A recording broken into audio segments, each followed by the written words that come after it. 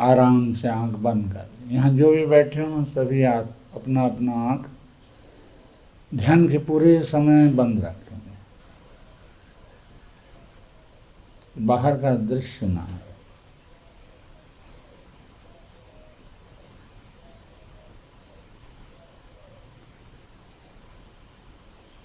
अब एक स्तुति। ओम आदिविदुषे कपिलाय नमः। ओम नमो हिरण्यगर्भाय ब्रह्म विष्णु शिवात्मने। ओम सत्तशुद्धरूपा स्मृति स्मृतिरम्बे सर्वग्रन्थीनां विप्रमोक्षण तत्कारणं सांख्ययोगाधिगम्यं नास्ति सांख्यसमं ज्ञानं नास्ति योगसमं फलम्।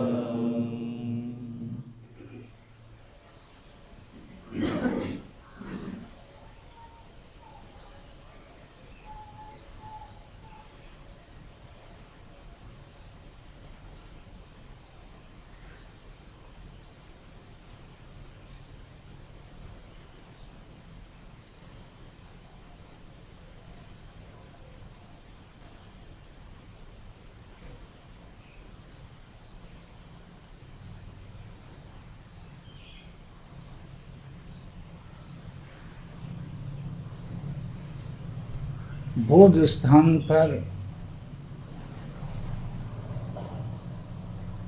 बोध है शांत।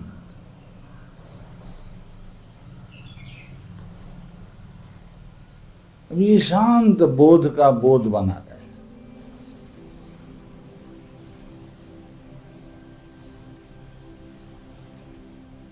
ये बोध बना रहे और प्राण का अंत हो जाए।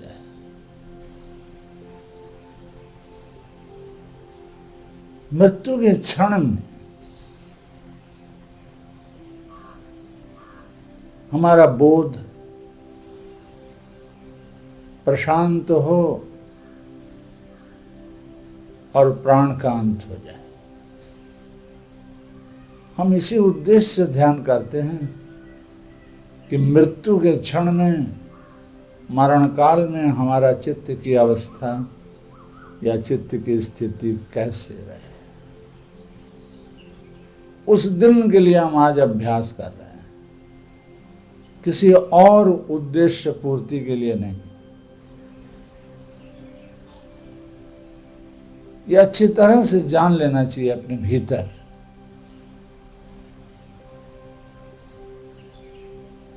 अब बोध स्थान पर एक बोध सदा उपस्थित है और उसे हम शांत करते चले जा रहे हैं।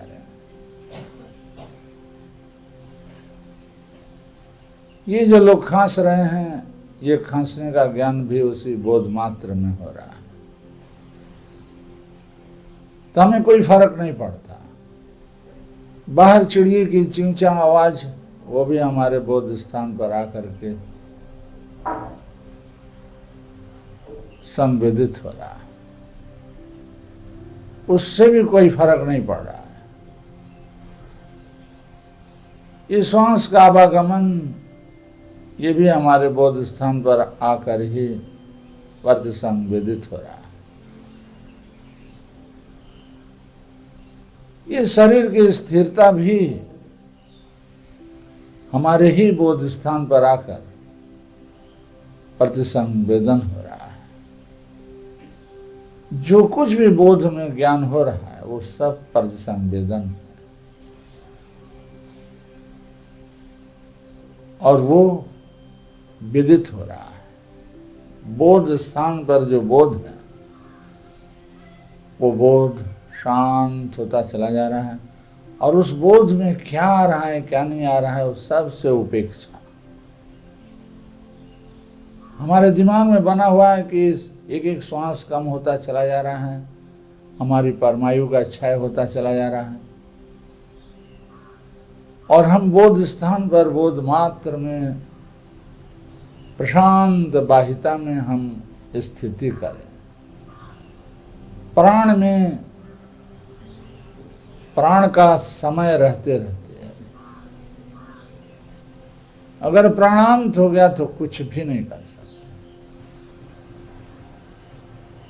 जो कुछ भी करना हो, भोग अथवा अपवर्ग, दोनों के लिए हमें प्राण का सहारा लेना ही पड़ेगा। तो एक एक श्वास कम होता चला जा रहा है। यह हर श्वास का जो ज्ञान हो रहा है वो संवेदन का परिसंवेदन हो रहा है। ये हर श्वास प्रश्वास परिसंवेदित हो रहा है। एक रस हमारा बोध स्थान पर बोध शांत बना हुआ है।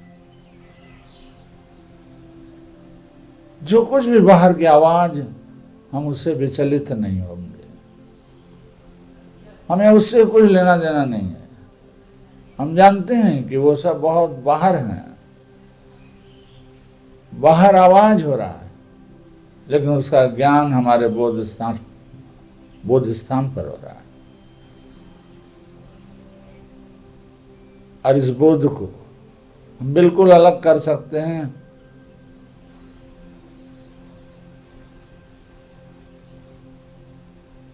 कोई इंजेक्शन लगा करके डॉक्टर, शरीर शास्त्रविद लोग इसको अलग कर देते हैं और चीर फाड़ करके अपने पैर को भी काट देते हैं, हाथ को भी काट करके अलग कर देते हैं। लेकिन उसका प्रतिसंवेदन नहीं होता। उसी प्रकार से ऋषि लोग अपने इस बोध सत्ता को किसी और उपकरण के माध्यम से नहीं, ध्यान के माध्यम से बिल्कुल अलग करना चाहते हैं। इसलिए बोध स्थान पर बोध बना हुआ है और शांत भाव उस बोध में तन्मय होता चला जा रहा है। ये शांत भाव बोध को बोध में ही तन्मय करता चला जा रहा है। तो बोध बना रहे हैं, श्वास ले रहे हैं, छोड़ रहे हैं, श्वास बाहर है, शरीर में है, जा रहा है, फिर आ रहा है। इसका जो बोध हो रहा है वो उपेक्षित बोध, उपेक्षा की दृष्टि से देख रहा है। बोध में ही बोध की दृष्टि निबद्ध है। आराम से श्वास ले रहे हैं, छोड़ रहे हैं, शरीर स्थिर शिथिल होती चली जा रही है। ये स्थिरता, ये शिथिलता, ये सब बाहर है, शरीर में है, और उसका ज्ञान बोध स्थान पर हो रहा है। ये कौवे के कांव कांव सब हमारे बोध स्थान पर आकर के टकरा रहा है। आवाज आकाश में है, उसके मुंह से निकल रहा है, लेकिन उसका प्रतिसंवेदन हमारे बोध स्थान पर बोध में हो रहा है।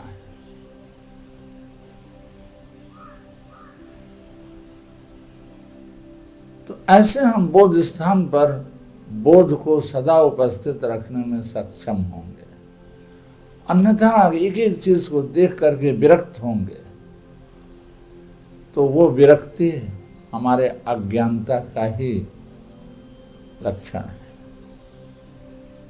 बताती है कि तुम अज्ञानी हो, क्योंकि तुम्हारे भीतर बोध है और उस बोध में सब प्रतिसंवेदित हो रहा है, संवेदन का प्रतिसंवेदन हो रहा है, और उससे कुछ लेना देना नहीं है।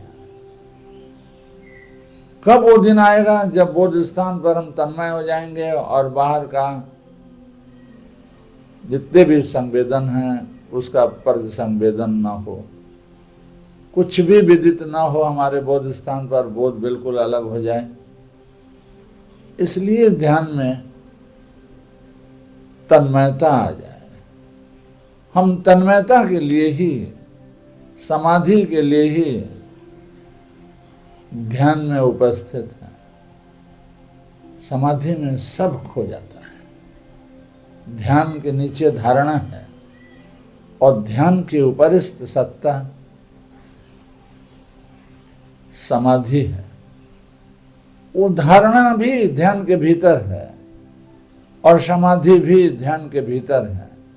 इसलिए ध्यान को एकतान करके, उस एकतानता में जब पटुता आ जाती है, उसमें हम माहिर हो जाते हैं, वो स्वतः स्फूर्त अनायास बन जाता है, उसमें हम सिद्ध हो जाते हैं, तब वो समाधि सरल भाव से भीतर बना रहता है। फिर कुछ का ज्ञान नहीं होता। गहरे में हम ध्यान में उतर जाते हैं। ध्यान की प्रगाढ़तम अवस्था ही समाधि है। अब बोध स्थान पर जो ये बोध है, बोध मात्र जब निर्भाषित होगा और बोध को जो हम आनयन कर रहे हैं, आह्वान कर रहे हैं, बोध में शांत भाव को अनुभव कर रहे हैं, उस शांत भाव से बोध को रंगते जा रहे हैं। बोध अनुभव कर रहा है शांत भाव का। ये शांत होते होते इतना शांत हो जाएगा कि ध्यान का पता ही नहीं चलेगा। केवल बोध मात्र निर्भाषित होगा, क्योंकि शांत भाव बोध को मात्र बनाए चला जा रहा है। अभी तो इसका बोध, उसका बोध, सबका बोध हो रहा है, इसमें आकर के टकरा रहा है। उसी प्रकार टकरा रहा है जैसे कोई नींद में जा रहा हो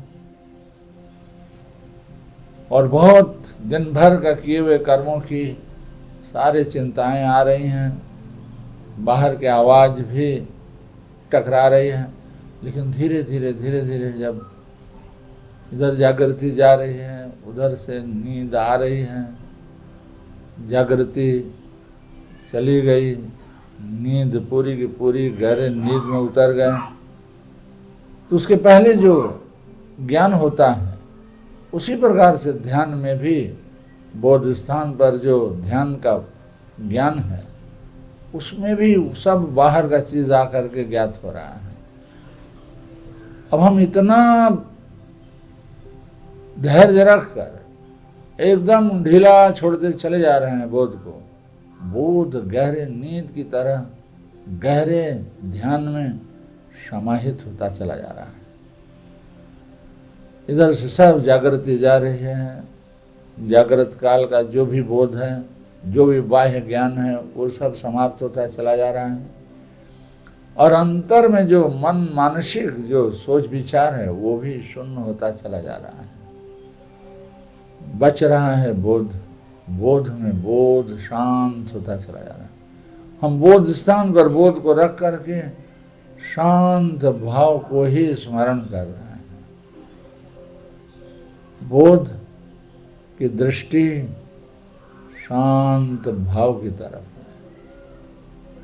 ध्यान में ज्ञान है, वो ज्ञान ही बोध है। बोध शांत होता चला जा रहा है। जितना शांत हो रहा है, उतना ही बाह्य ज्ञान लुप्त होता चला जा रहा है।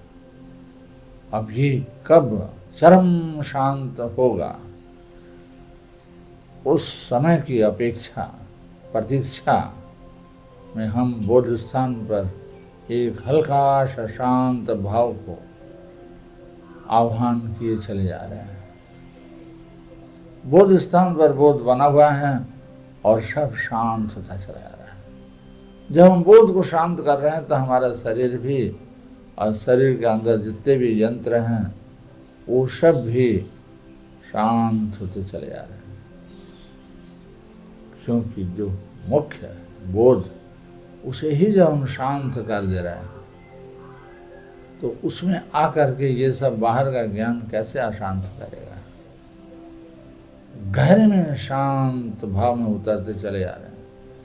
जैसे निद्रालु व्यक्ति जागृत और स्वप्न से शून्य गहरे नींद में उतर जाता है तो उसके कान के पास बंदूक चलाने पर भी उसे पता नहीं चलता। उस बंदूक की आवाज संवेदन है, उसके बोध स्थान पर जाकर के प्रतिसंवेदन का प्रतिसंवेदित नहीं होता। उसी प्रकार से ये सबोध गहरी नींद में उतरने की प्रक्रिया है। तो आराम से ढीला छोड़ दें, बस बोध स्थान पर बोध बना रहे हैं और जो कुछ भी आ रहा है हम उससे उपेक्षा कर रहे हैं। हम उसे उपेक्षा कर रहे हैं कि मोटरसाइकिल की आवाज़ हो या कोई बाहर विशल बज रहा हो, कुछ भी हो रहा हो, लेकिन हम आराम से बोध स्थान पर ही एकाग्र भाव से बोध को ही शांत करते चले जा रहे हैं। बोध शांत होता चला जा रहा है और हमें ये नहीं फिक्र है कि बाहर क्या आकर के हमारे भीतर ज्ञात होगा। हम सब को उपेक्षा करते चले जा रहे हैं। हमारे दिल और दिमाग में ये भाव बना हुआ है कि बस बोध स्थान पर बोध में हम तन्मय हो जाएं तो बाहर का कुछ भी सुनाई नहीं देगा, बाहर का कुछ भी स्पर्श नहीं करेगा। आराम से बोध स्थान पर हम ध्यान में एकाग्र बोध को, एक बोध और उस बोध को शांत किए चले आ रहे हैं। कितनी मात्रा में शांत है उतना ही बाह्य ज्ञान का स्वल्पता होती चली जाएगी। बाह्य ज्ञान धीरे धीरे धीरे धीरे लुप्त होता चला जाएगा। बस हमें इसमें ढीला छोड़ देना है, बोध को रख करके और बिल्कुल से छोड़ देना है। मन में भी यदि अतीत की कोई विचार आ रहा है तो वो विचार भी संवेदन है और उसका जब ज्ञान हो रहा है तो प्रतिसंवेदन। मानसिक अनुच्चारित भाषा के ऊपर ज्ञानात्मा है, ज्ञानात्मा के ऊपर महदात्मा है और महदात्मा के ऊपर बोध मात्र है, चिन्मात्र है, ज्ञमात्र है, दृश्यमात्र है।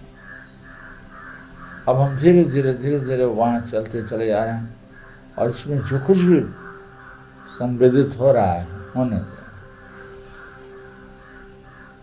कुछ भी ज्ञान आ रहा है आने दें, हमें उसे झगड़ना नहीं है। तब हम अपने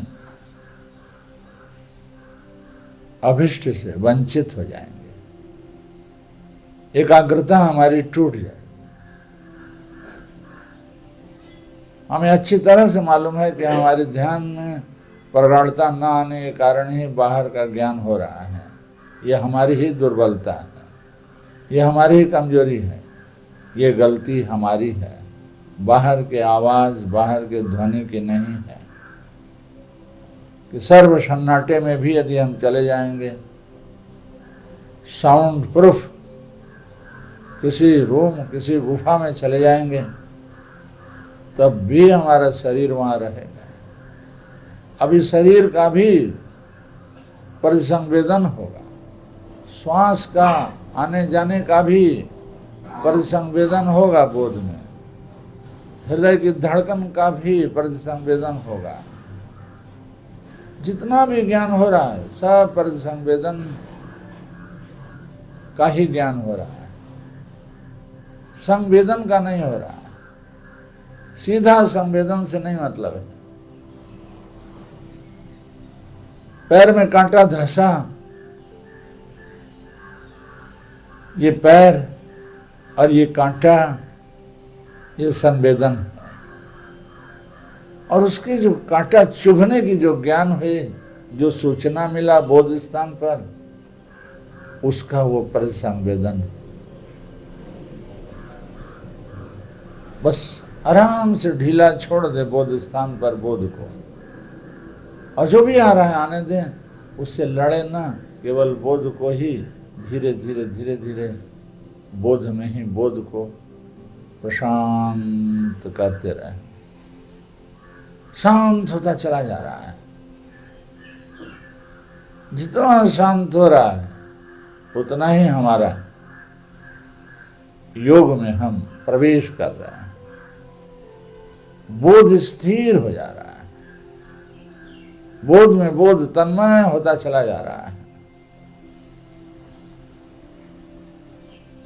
प्रशांत बाहिता में बहे चला जा रहा है, और हमें कुछ का पता नहीं चल रहा है। आराम से ढीला छोड़ दिए बोध स्थान पर एक बोध, और सब छोड़ दिए। अंतःकरण में क्या हो रहा है, बाह्यकरण से क्या आ रहा है, इससे नहीं मतलब है। हमें बस बोध मात्र से मतलब है। बस हमारा ध्यान शांत हो रहा है। हमारा ध्यान नहीं बोध है, हमारा ध्यान नहीं ज्ञान है, और वो ज्ञान बोध है, और वो बोध शांत होता चला जा रहा है। बस शांत भाव की उपासना, शांत भाव की पूजा है। बस ये शांत भाव बना रहे, सब ढीला छोड़ दें, बोध पर ही ध्यान निबद्ध हो, बोध पर ही बोध की ध्यान की दृष्टि समाहित होता चला जाए, और सब खो जाए। उस खोने के लिए हम सोचेंगे नहीं, हम अपने बोध में डूब जाएंगे। जब बोध में डूबेंगे, तन्मय हो जाएंगे, तो वो सब अपने आप हो जाएगा। उसे हटाएंगे नहीं, उसे लड़ेंगे नहीं, वो यथावत रहे। वो सब हमें बता रहे हैं कि अभी तुम ध्यान में 25% तुम डूब सके हो, क्योंकि हमारा ज्ञान तुम्हें हो रहा है। हम तुम्हारा परीक्षक हैं, तुम हमें कसौटी बनाओ और भीतर देखो कि तुम्हारी ध्यान कहाँ तक सिद्ध हुआ। वो लोग बड़े भले हैं। हम अपने बोध स्थान पर बोध में रह करके उन सब आवाज को सुन रहे हैं जरूर, लेकिन हमारा मुख्य उद्देश्य बोध में समाहित हो जाए, सम्यक रूप से बोध में प्रशांत भाव आहित हो जाए, समाहित हो जाए। बस हम उसमें डूबते चले जा रहे हैं, घुसते चले जा रहे हैं, समाहित होते चले जा रहे हैं।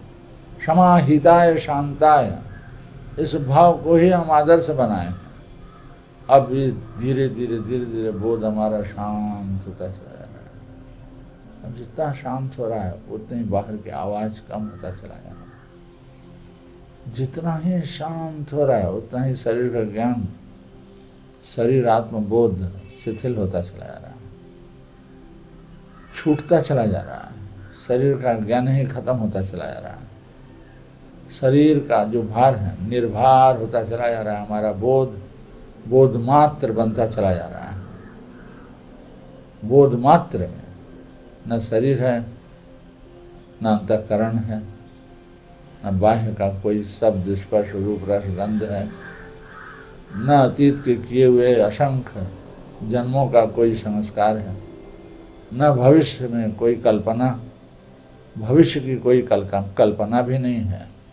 हमारे भीतर बस बोध में ही समाहित होते चले जा रहे हैं। बोध में ही एकाग्र, बोध को ही आलंबन बनाए, और बोध स्थिर बना हुआ है, शांत होता चला जा रहा है।